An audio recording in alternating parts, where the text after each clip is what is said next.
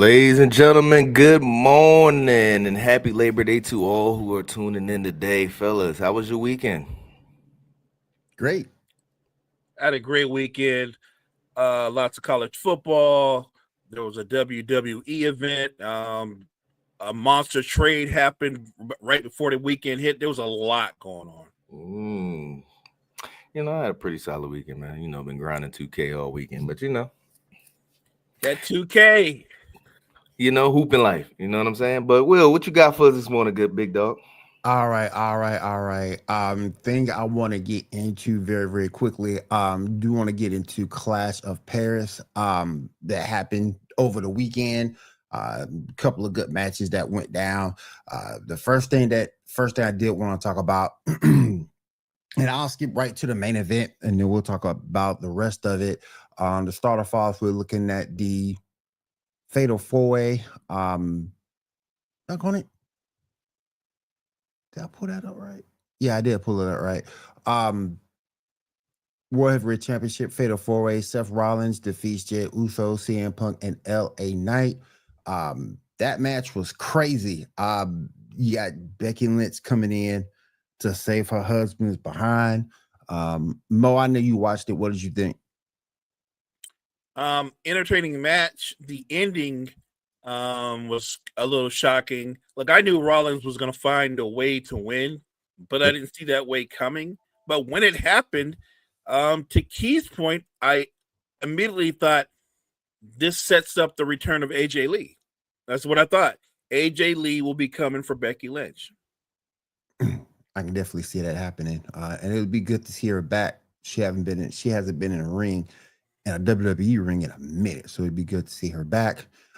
We also had Rusev beating Sheamus in a looks to be a good old Donnybrook match. What'd you think about that match? That was a banging match, man. Like they went at it. I honestly didn't know which guy was going to win because I lost count of how many false finishes they had. But it was an entertaining match. I didn't expect it to be as good as it was because we've seen them go at it multiple times, and I thought it was getting stale. They surprised me. Oh yeah, same here. Same here. We saw those guys go at it plenty of times on Raw. Next up is the Women Intercontinental Championship match. Becky Lynch defeats Nikki Bella. Like we didn't see that coming. Yeah, look, I'm gonna give Nikki Bella credit for being more competitive than I thought she was, more ring ready. But there are a lot of timing issues in that match, and they were from Nikki Bella. You could tell like she was beyond rusty. Maybe she should just get like a job sitting next to Michael Cole. She came out that she come off that corner with that kick that missed, and Becky tried to sell it, but right. I ain't gonna sit in a windmill that only caught wind. Tag team championship match. We had the Wyatt Six defeat the Street Profits. I was sort of kind of disappointed about that, but I get it. I understand it, but I was sort of kind of hoping Street Profits were gonna win. What did you think? I didn't get it. I felt like the brothers can't never have nothing. No, we can't. Like everything that you saw in that match, except for the ending, you could tell that the Street Profits are still better than the Wyatt Six, right? They're better. They're more skilled. They're just better.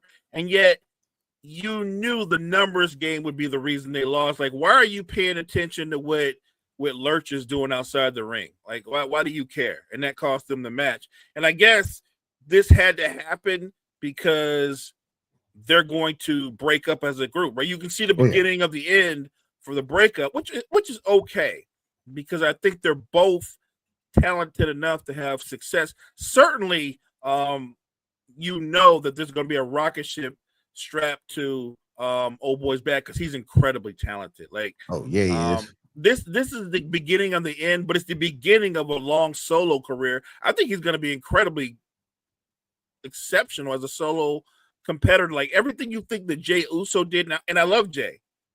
He's actually more talented than Jey.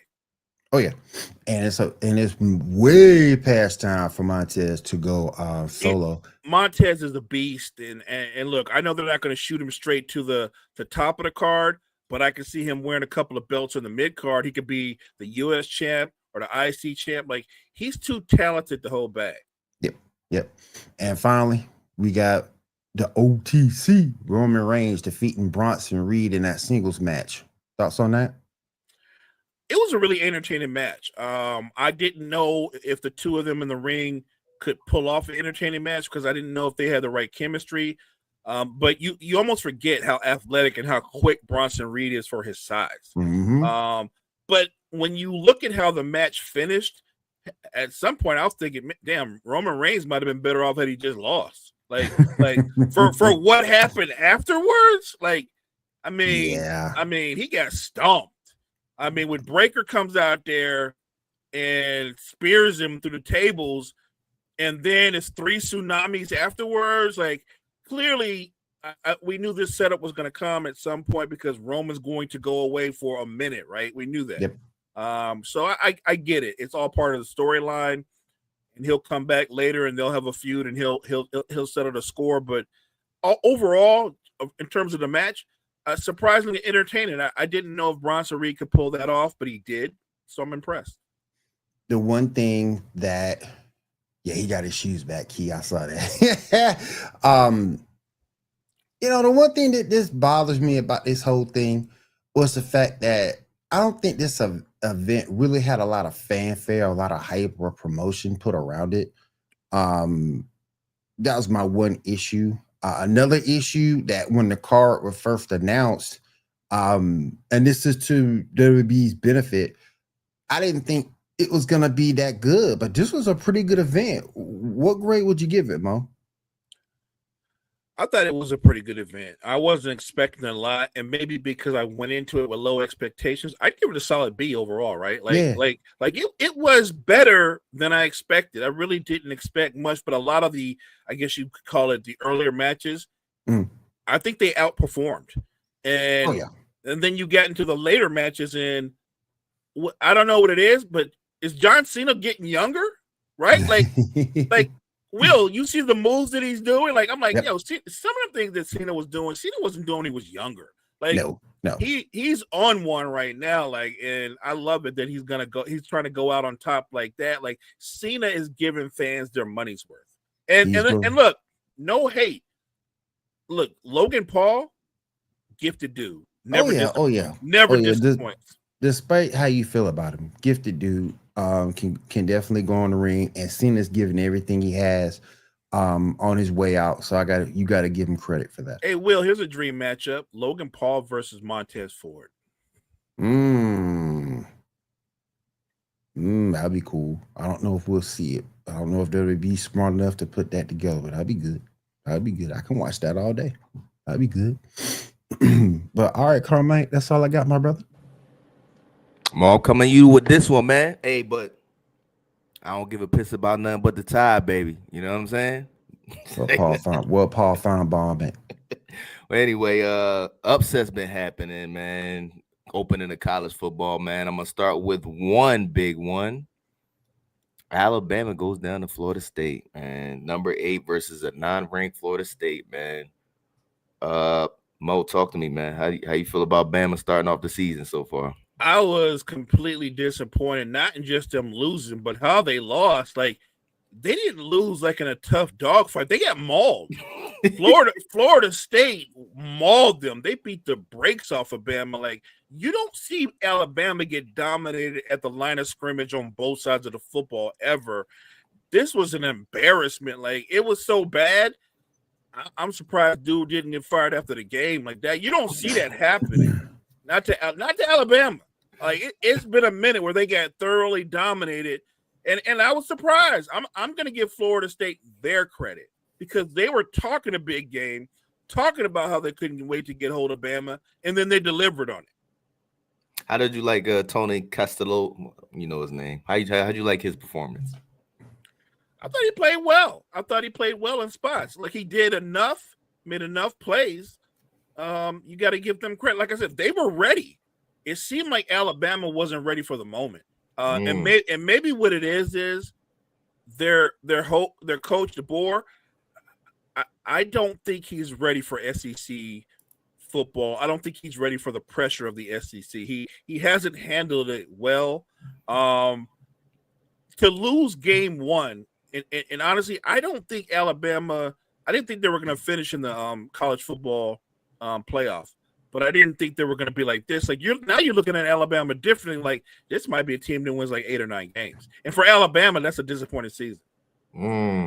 Well, man, Florida State coming off a 2-10 season, but they came out and rocked the Tide 31-17. Talk to me. How you feel about it? Very happy about my team getting this win. They shot me for sure. You a Florida State fan? They dominated on both sides of the football.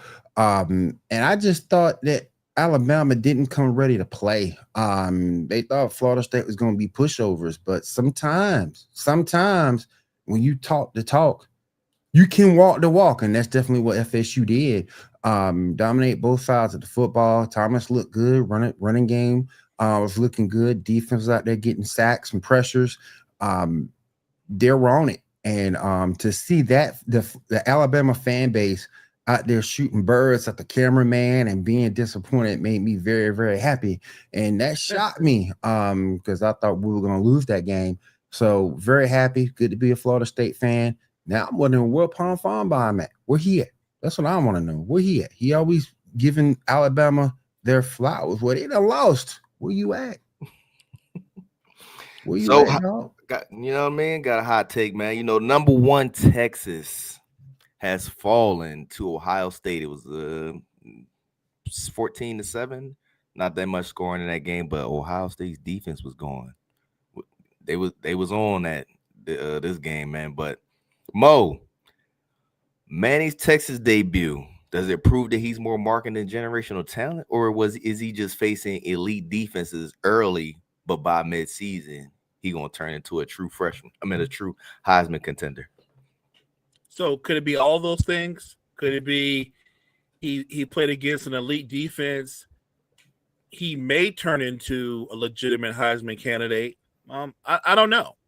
What I do know is a lot of people came into the game saying like, well, Texas is going to destroy Ohio State. They were talking about how Ohio State had lost so many starters on their defense. And I kept saying, it's Ohio State. They always recruit. Mm-hmm. They bring in other guys. They have guys behind their guys. And in a low-scoring game, I favored Ohio State. Ohio State, they didn't sack him a lot, but they kept him under duress most of the game. And when he wasn't under duress, he looked like somebody that was shook, that he wasn't ready. I saw a lot of people after the game talking about, yeah, but in the fourth quarter, he was 4 for 7 at 105 yards. I don't make nothing of that. It's late in the game. You throw it all the time. I don't know what he is. What I don't believe is all this talk about him being transcendent. I think his last name is Manning. I don't think that makes you transcendent by default. That's all. He, like I said, he might end up being like his granddad. He wasn't that good.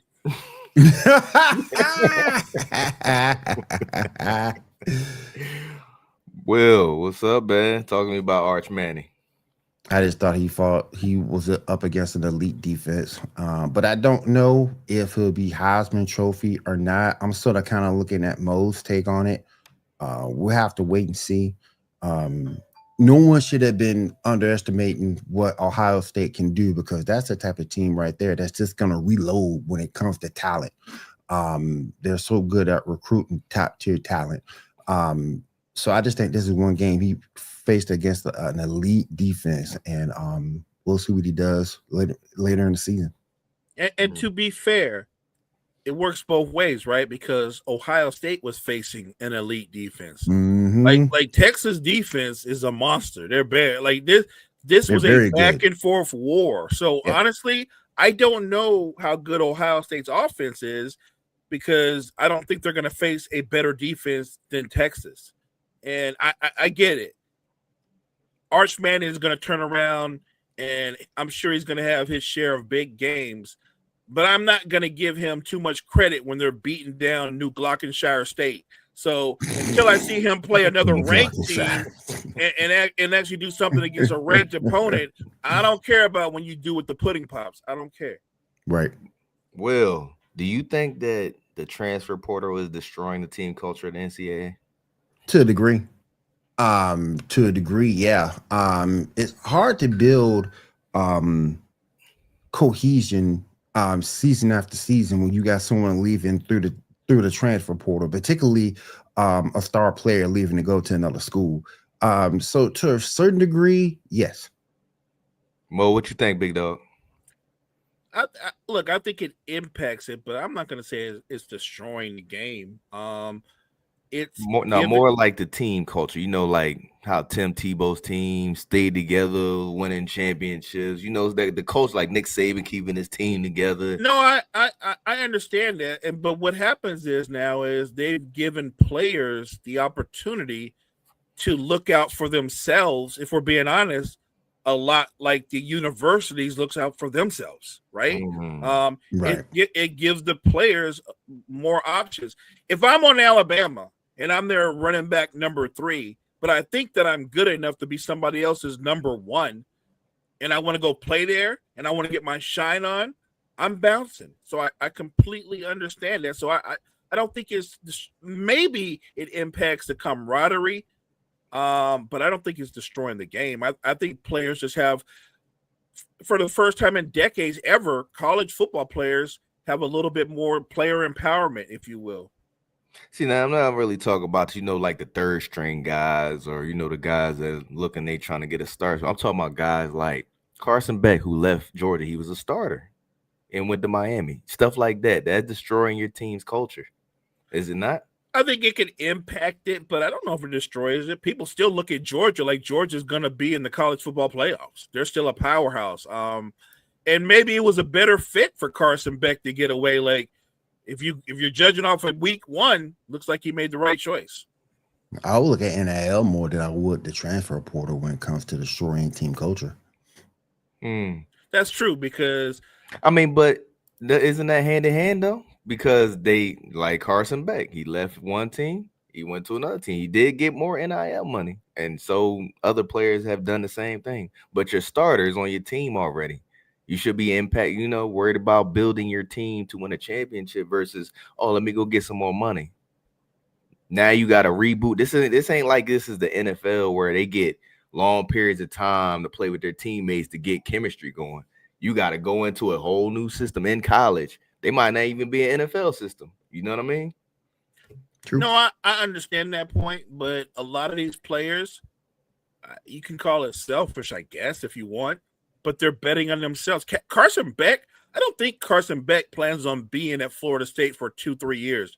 I think that he knew that if he got to Florida State, he could put himself on. He's betting on himself, right, Will? Yep. That he's going to raise his draft stock. He's looking out for him. So remember, with the mentality these kids have nowadays, the I is more important than the team.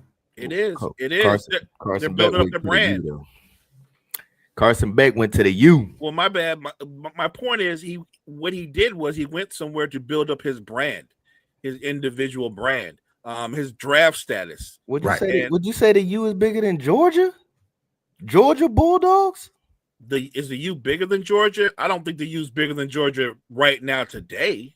That's what I'm saying. But he left because, look, again, he might have left because it's just better fit for him. He didn't get along with the head coach. Like, that's the beauty of the transfer portal. I'm not feeling it here no more. I'm ready to bounce. Yep. He goes to the U, and guess what? They love him. Not only do they love him, and he just took out Notre Dame. It put the players on some of the same level as a coach. A coach can, negotiate his way out of a contract and go anywhere. Now the kid's not stuck anymore. The transfer portal gives that kid the capability of going to a different school in a better situation that they may think is better. So, it's sort of kind of even now. And does it hurt? Sure. But at the end of the day, these teams got to deal with it. And Georgia's loaded. Like a lot of people said in the chat, they thought Carson Beck was going to get the boot or lose his job anyway. And maybe Carson Beck saw the writing on the wall. Again, that's the opportunity. If I'm going from QB1 to backing up some dude on Georgia, I have more value in terms of my draft status if I'm the starting quarterback at Miami than I am sitting on the bench watching somebody else get shine on. Right. Exactly. So this guy, what's up, Damien? He said that.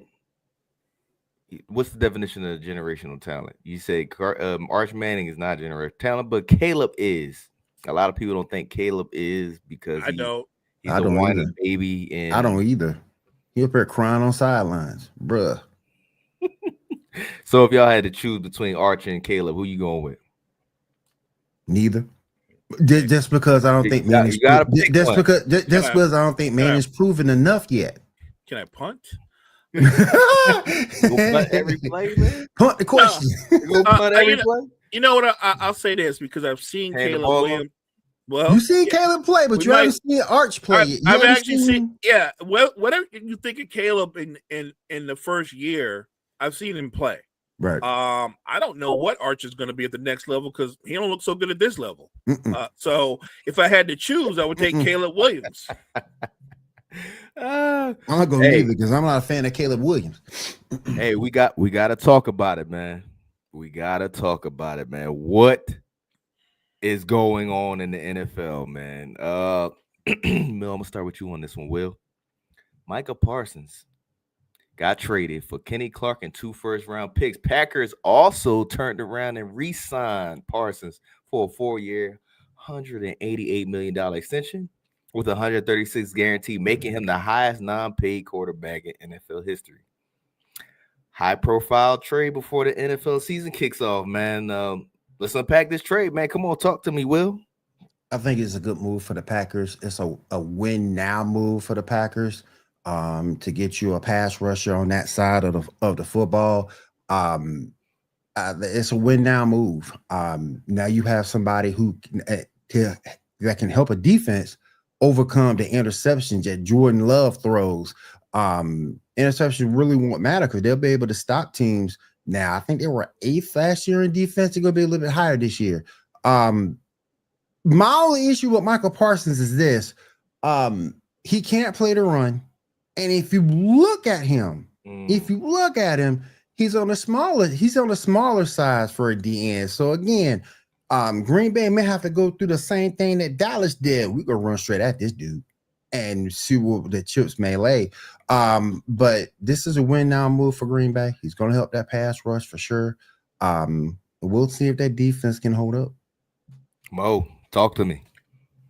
I had the Packers winning their division outright before the trade. I had them being one of the legit contenders in the NFC before the trade. Look at what they have when you look at Jordan Love, when you look at that deep receiving core, and then they've got a power running game. They don't lack for talent, and the defense was a good defense. What they didn't do was they didn't get up the quarterback very well overall. And if you want to question anything, their corners, they're good, but I don't know if they're star corners. But now that you have a guy like Micah Parsons, you know how you make your corners better? Mm-hmm. You make quarterbacks have to throw under duress, and suddenly your corners look a lot better. So I think it's a great move for Green Bay. Wills White is a win now move. And here's the thing. They got a 3-year window. If Micah Parsons helps you win 1 Super Bowl, not 3, but 1 Super Bowl, it's money well spent. I think also another thing about this whole thing too, I want to talk about it from the Dallas angle real quick. Everybody look at Dallas as losers of the trade, and let's be real. There are to a certain extent because you lose one of the best pass rushers. Let me ask y'all this: were they going to win with Micah anyway? I mean, it don't matter who. That defense still would have been terrible. Even with Micah, it still would have been a terrible. It don't defense. matter who the Cowboys had in the last 30 years. They had very talented teams. Their defense was top ranked some years when they had Vanderish and them out there balling. It don't matter who they got. Right, but the team is just cursed. We can't. Here's the thing about that argument, Will. Jerry Jones turns right back around. And he gives Bland, what is it, a $96 million contract? Yeah. $50 million of it is guaranteed. Mm-hmm. Like, that's Jerry Jones trying to be petty. Like, he had no hesitation.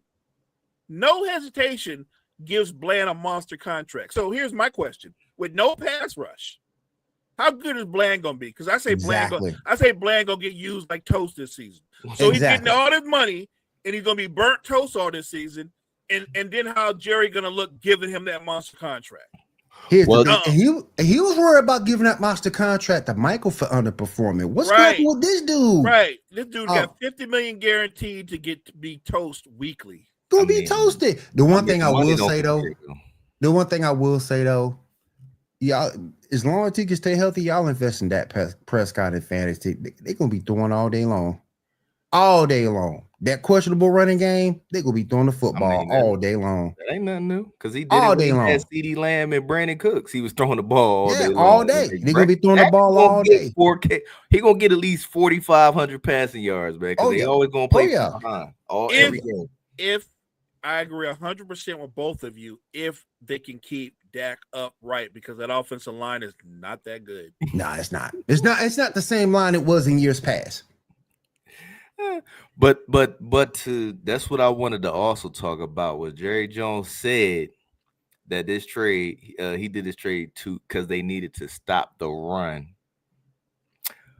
So Kenny Clark is his answer for this. Also turned around and did give Deron Bland one of the highest paid DBs in the league now with that contract. So what are y'all thoughts about Jerry Jones saying that they need to stop the run and win? That's why they went with this trade, man. Mo, talk to me. I think that's what you say when you get a lopsided trade. They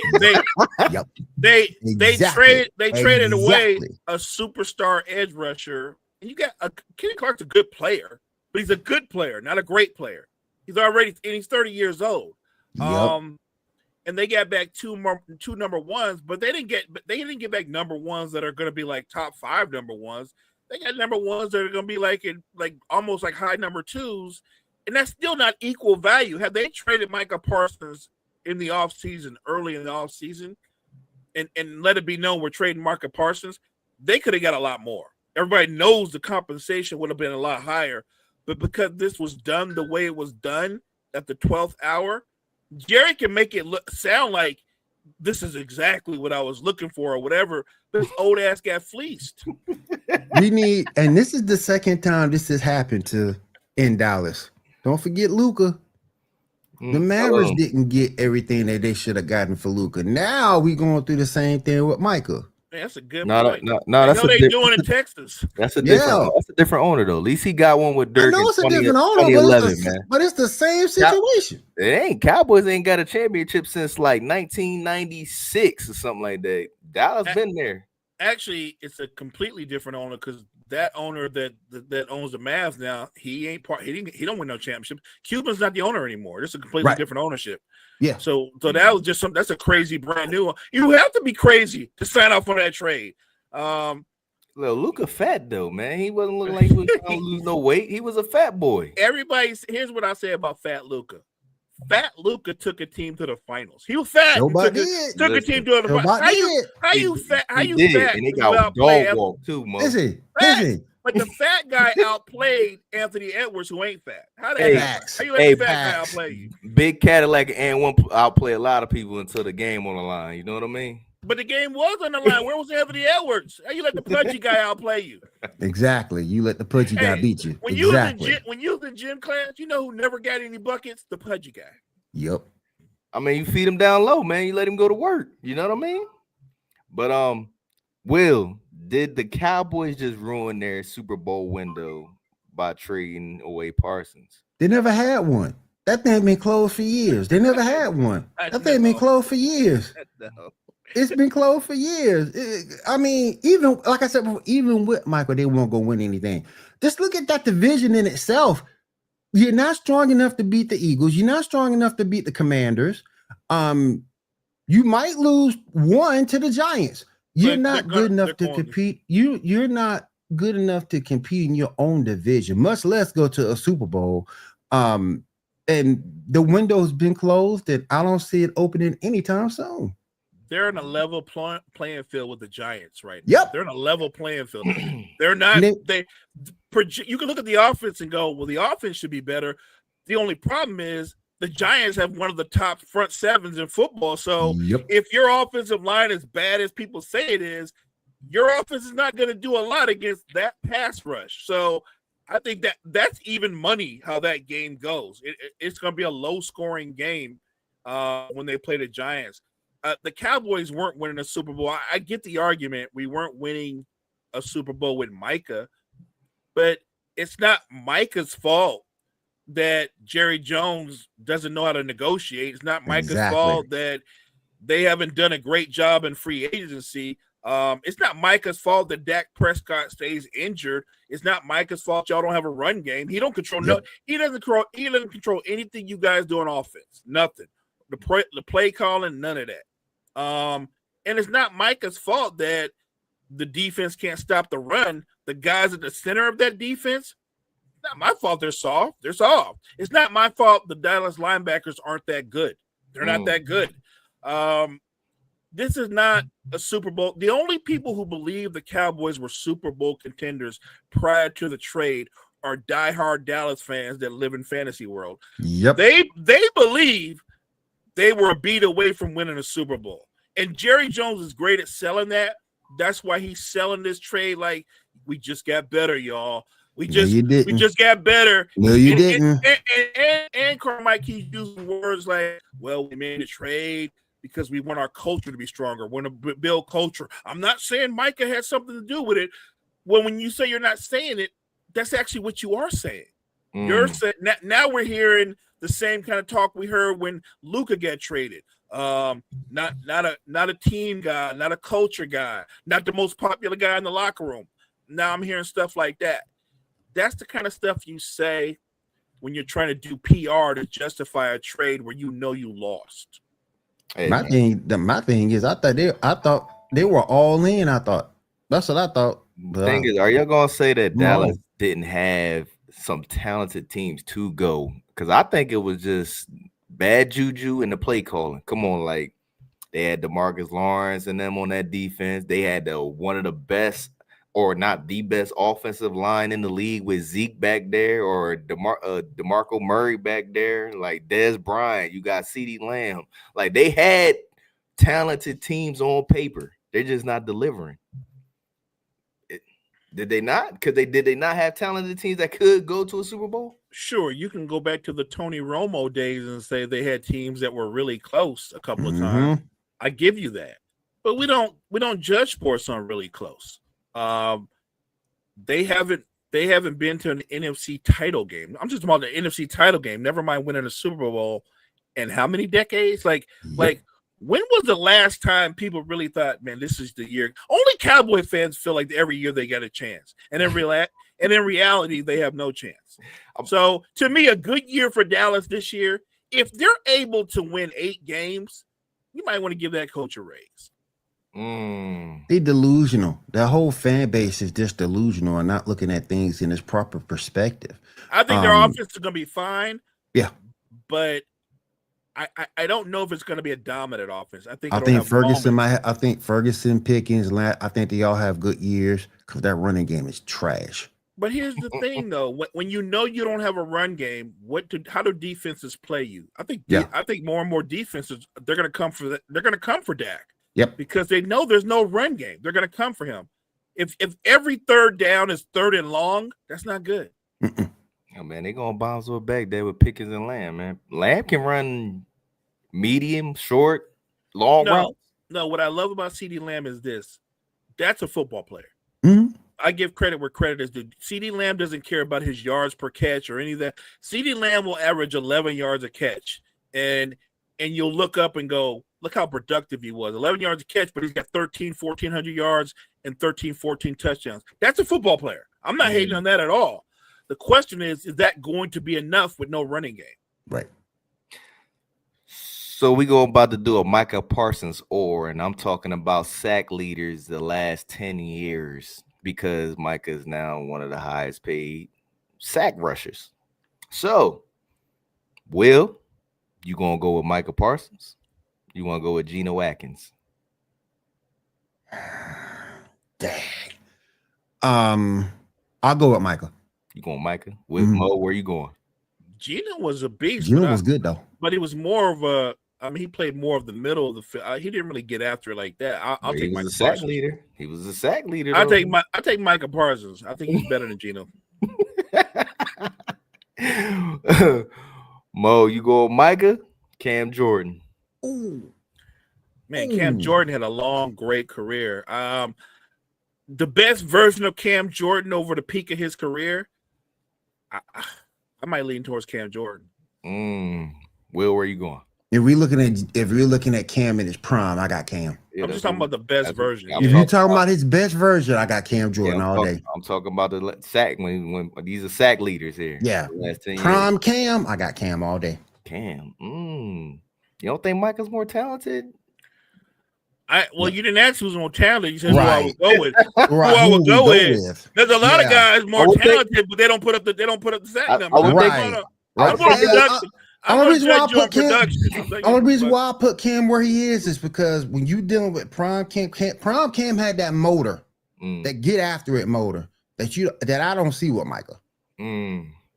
I'm just saying, I'm just trying to, weigh the options of talent and them being sack leaders at the same time, But Will, Fletcher Cox, Michael Parsons. Michael Parsons, but it's close.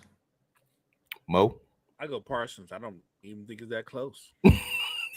I like Fletcher Cox from back in the day. I like Fletcher Cox. I like his talent. Mo, Michael Parsons or prime Joey Bosa? You asking me about Bosa? Like I feel like I'm a Niners fan, but I'm gonna be real. No, like, Joey, not Nick. Joey. Oh, okay. Yeah. Look, prime Joey. The thing about the Bosas, I feel like their primes are they come and they went really fast. And all I know is if you need a big play in the postseason, don't look for a Bosa to make it. Exactly. Oh, you go, Micah? I'm going Micah. I'm not going. Just a general principle. I gotta go with the Micah. Will, who you going with, Joey or Micah? I'm going with Micah. Will, Nick Bosa, Micah. Micah. Oh, I already know Mo. He going Micah too, ain't you, Mo? Oh, for sure. For sure. Mo, Micah Parsons, Aiden Hutchinson. That's really good. That's tough. But we're going on what they've done, not what they're doing right now today or anything like that. So I'm gonna go Aiden Hutchinson. Will, where you going? I got Aiden. Yep. Will, Micah Parsons, prime Khalil Mack. I'll take Khalil Mack. You didn't ask me. You didn't ask me, but I'll take Khalil Mack. I'm gonna go a different direction. I'm gonna go Micah. You going Micah? Just to be different. I go Micah. Y'all don't think they two players of the same talent? I think they're similar, but I think where Will pointed out, Khalil Mack is physically more dominant. Like they're both speed. They have speed, but Khalil Mack is a lot stronger, a lot more powerful than Michael Parsons. I'm just being different. That's why I'm going with Micah. I'm just being different. We need somebody to be different, so I'll be that guy. Mo, Micah Parsons, Max Crosby. Ooh. I like Max Crosby, but I'll go with Michael Parsons. Why you going Micah instead of Max? I think there's some similarities there, but I'll take Micah's speed. The advantage Max might have, Will talks about it, is motor. Like Crosby, it's just relentless on plays, but I think he has to be the player that he is. I think Micah is just more gifted and can just get after it at will. Will. I think I'm going with Max. I'm going with Max because he does have that motor, and he has to have that motor to be, I think, more impactful for the Raiders. So I got Max. Will, Michael Parsons, Danielle Hunter. Michael Parsons by here. Mo? I'm going Michael Parsons. Now we about to start it's about to get juicy right here. Y'all probably just gonna go one side. I already know y'all gonna go one side, and I know what side y'all gonna go to. Mo, Michael Parsons, prime, Von Miller. I'm going Von Miller. That's an easy one. Now you're talking about like, and I'm not knocking Michael Parsons, but the peak of Von Miller. Come on, man. Will, where you going? Von Miller. Will, Micah Parsons, Trey Hendrickson. Trey Hendrickson. He's Are you- limited. He's limited. He's limited athletically, but I think his technique is better than Micah's. He can play the run a little bit better than Michael. You just can't run at him, and him being a liability. So I got to go with Trey. So you going with Trey because he can play the run some. Yep. Mo, where you going? I'm going Micah. I just think that Micah's the guy that can make the big play more than Trey Hendrickson. I think Trey, you want to say he's a steadier player. Micah Parsons gives you that wow factor, that sack that comes out of nowhere. Mo, Micah Parsons, TJ Watt. I'm going TJ Watt. Why you going TJ Watt over Micah? Oh, I think there's no question he's a more complete football player. And he can line up all over on the field. He can play in space in a way I don't think Micah Parsons can. TJ Watt's not just getting after your quarterback. He's a credible linebacker. He's got hands. I just think he's a better football player. Will. TJ. Why you going TJ? I don't think he's the athlete Micah is. I think Micah is a better athlete in terms of getting up and down the field, but TJ is a real football player. He brings it each and every play. So yeah, I got to go with TJ. Will, Micah Parsons, JJ Watt prime. JJ Watt. Mo? Oh, it's JJ Watt. Oh, dang. Now we're just setting Micah Parsons up for failure. Oh, dang. You can't match that. Mo, Micah Parsons, Myles Garrett. I'm gonna go with Myles Garrett. Even with the behavioral problems? You said who's a better player. Now if I like the guy more.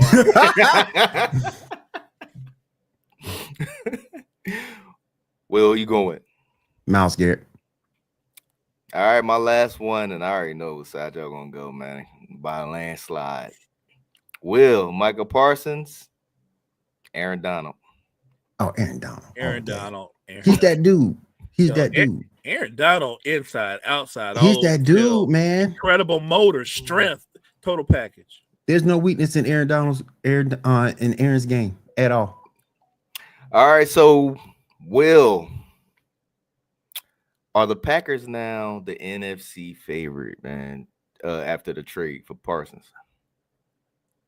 I don't think so. I still don't think they're better than the Eagles. I think they're right behind the Eagles. I think the Eagles is a little bit of a better team in terms of depth and quarterback play. So I don't think they're the favorites, but they're definitely right there. They're definitely right there.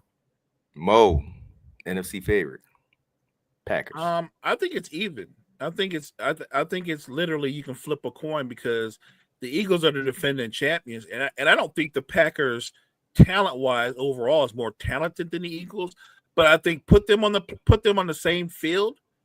I think it's even money because now they've got an offensive wrecker in Micah Parsons that can impact games in a way that they didn't have before. And really with Green Bay, it's not about what their offense can't do. It's if Jordan Love can take care of the football. And I think that's the difference between the two. I think Jalen Hurts is going to give you better quarterback play than Jordan Love will. That Philadelphia Eagles defense is still solid. You still got Saquon back there. Let's not forget that. Dallas Goedert would be a huge help in that situation as a release valve. So I still got to go with Philly. Mo, is Josh Allen destined to win a ring, or will he be another damn real elite talent without a ring?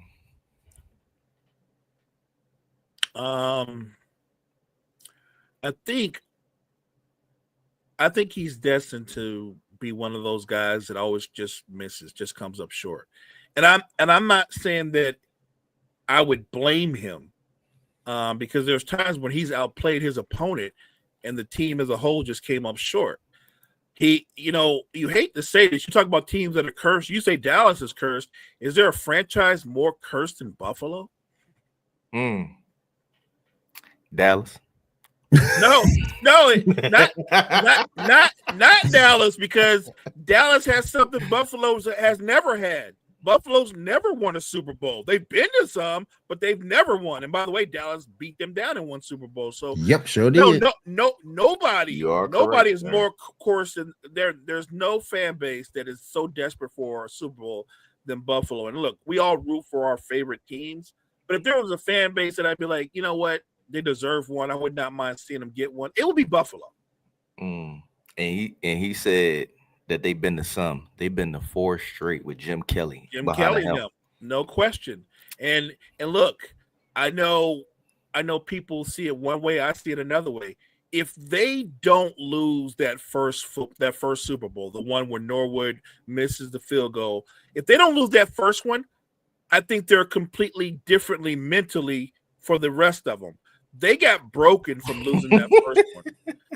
No, let's keep it a buck. They got broken mentally from losing that first one. And then it became a mental stigma that every time they got there, they were waiting for something bad to happen. Like, how do you get the 4 straight Super Bowls and you get progressively worse in each Super Bowl? I think one of them they lost Jim Kelly in it, didn't they? No, he just They had the backup. They had the backup playing for one Super Bowl. I don't remember that. I just know that I remember them getting mollywopped in every Super Bowl. Hey, there you go. Outside of the first one. He said the Browns, the Lions, and the Chargers are also cursed teams.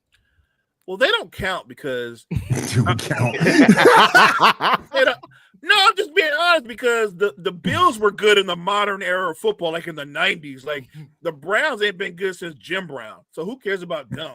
And then the Lions haven't been good since like ever. Like even when Barry was there, they weren't good. They was going to playoffs, man. They did Barry wrong, man. They did Barry wrong. I think Barry took them to like one playoffs and they got destroyed. But they did Barry wrong, man. And then the Chargers, the last time they were really, really good, it's when they had LaDainian Tomlinson and Phillip Rivers and all those. You talking about the Marty Schottenheimer teams, right? But Marty Schottenheimer didn't make his running back quit. He quit on his own. True.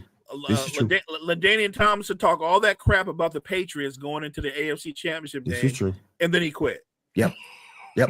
This is true. Will, talk to me, man. Is Josh Allen going to be another Dan Marino? I think he might be because he happens to be in the same era as Patrick Mahomes and the Kansas City Chiefs. That team is the Chiefs is doing everything perfectly in terms of roster construction and coaching. They know they're limited offensively. Defense is good. They're doing just enough to keep themselves on top of that conference. The Bills, they gave James Cook all that money, but I guarantee you he don't score 17, 18 touchdowns again like he did last season. And you're asking a lot of those young receivers to come up big. So I just think that they're in the wrong era and in the wrong conference, and I don't think they win one. Carmike, I think the biggest thing that's in Josh Allen's way is it's not just Patrick Mahomes. It's that you could say that the very best quarterbacks in all the NFL, they're all in the AFC, right? Like that's the problem. It's not Patrick Mahomes is in his way, Joe Burrow's in his way, Lamar Jackson's in his way. You got up and coming young talented quarterbacks, Stroud. What's old boy out there with the Chargers? Justin Herbert. Right, and Jim Harbaugh's doing big things right there. You got Sean Payton coaching up his young. Don't forget Bo Nix. I'm about to say, don't forget Bo Nix. The problem is the AFC is talented with quarterbacks, with veteran quarterbacks, but then their younger quarterbacks are coming up, and they're going to be a problem. So I feel like Josh Allen, his problem is he's like that in between star. Like he's above the younger guys, but the guys right there with him, they're all in his way. I know he beat Lamar last year, but I think him and Lamar are basically even. It wouldn't surprise me if this year the Ravens turned around and beat the Bills. I think Josh Allen got more playoff wins than Lamar Jackson, though.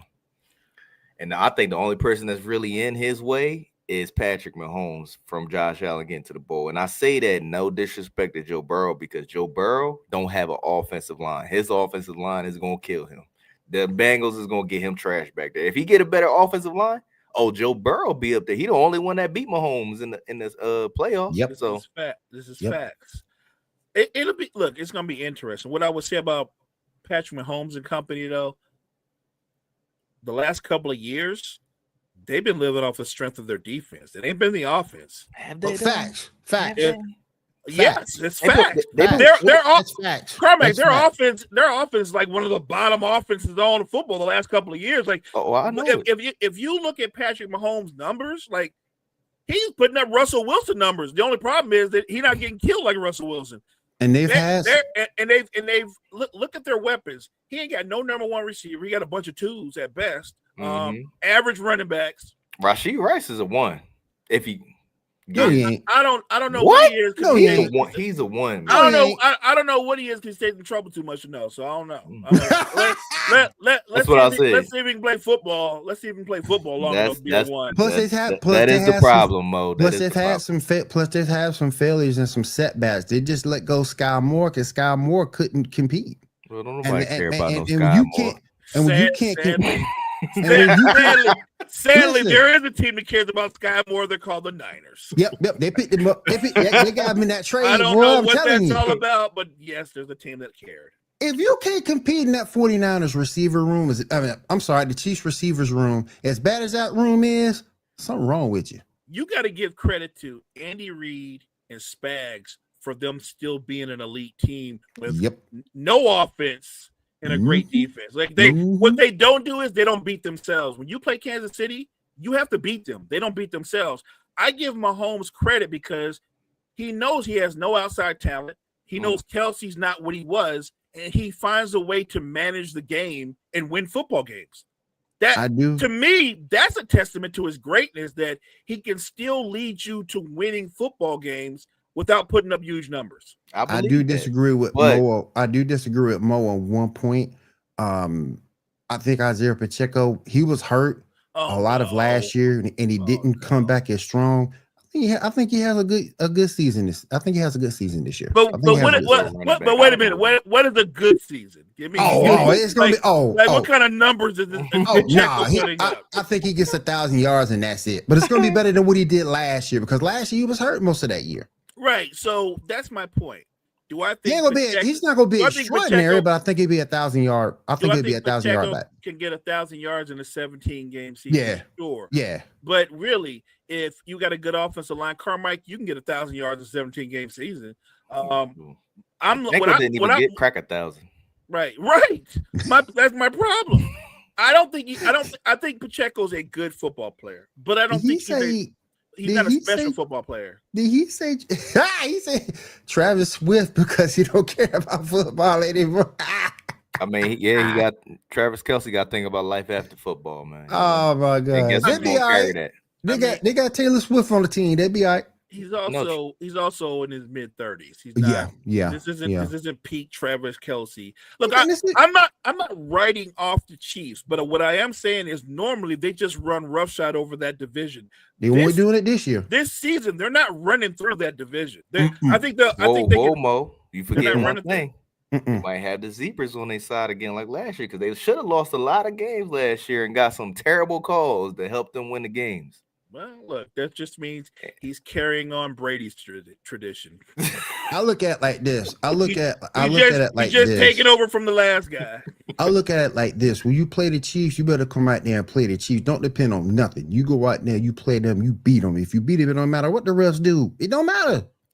Go out there and beat them. It's gonna be tough because they're a tough team to beat because of Mahomes, but they still had the Zebras on their side last year, which what happened in the Super Bowl. Everybody's calling them out, doing public jokes and all that. Russ pulled the flags in the Super Bowl and they got dog walked by a good team. Kelsey gonna be on the Billboard's top 100.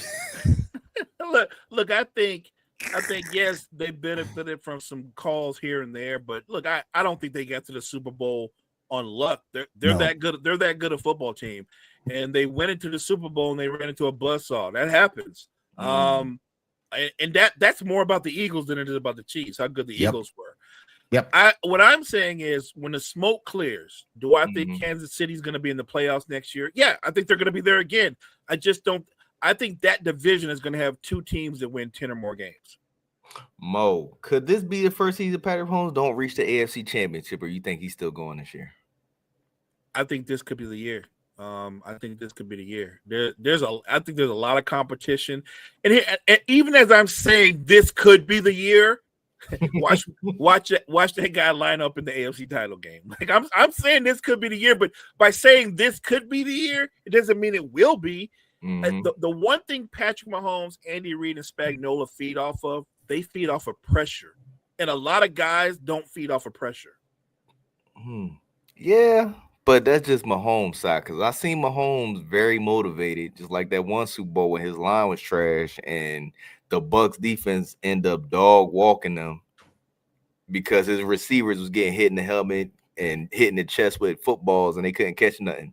So, it ain't gonna be about just Mahomes. He's going to have his team play. But Will, what do you think? Is this gonna be Mahomes' first year he can't make the AFC Championship?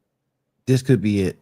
This could be the year, but again, like Mo said, it could be. Don't mean it will be. But if you just look at the conference, the competition has gotten better. The AFC is no longer Chiefs and everybody else. This conference has gotten better, so this could definitely be the year. I mean, maybe that's the argument, right? Because it's not that the Chiefs have gotten worse. I think the competition around them has gotten better. They've kind of they've kind of come back to the pack, which means that it's an even playing field. But I think because it's an even playing field, don't be shocked if Patrick Mahomes is in the AFC title game again. It's just the fact that I think everybody, the Broncos gotten better. The Ravens has gotten better. There's so many teams in the AFC that's improved. That can give them a run for their money. This could be that one year Patrick don't make it. I like the Texans defense.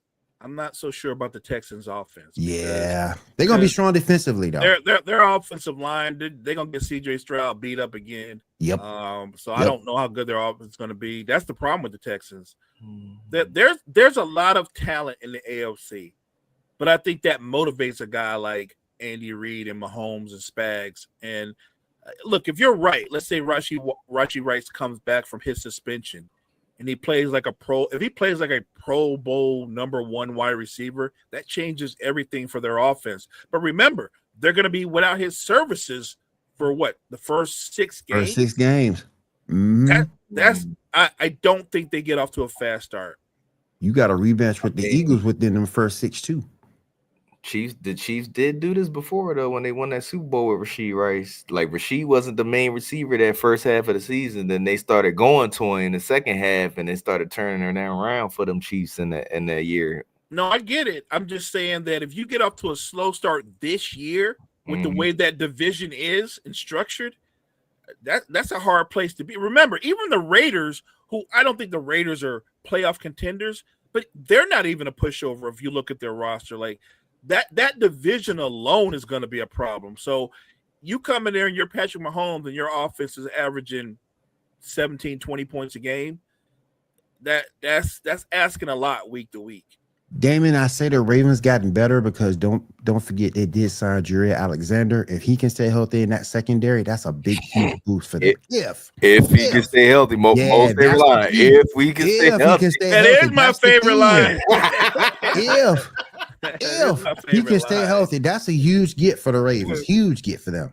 So what you think, Will? Is this Lamar Jackson's year to go to the bowl, man, after this year will his window close? I would like to see him get there because I'm tired of getting MVP accolades, and he's either won it or been in the conversation, but not yet getting to the game. I'd like to see him get there. I would like to see him get there. So now the question is, will he get there? And if he don't, will his window close? No, his window done. I like to see him get there, but his window done. Come on. His window done. Mo, what you think, man? If he don't get there in the next 3 years, his window close.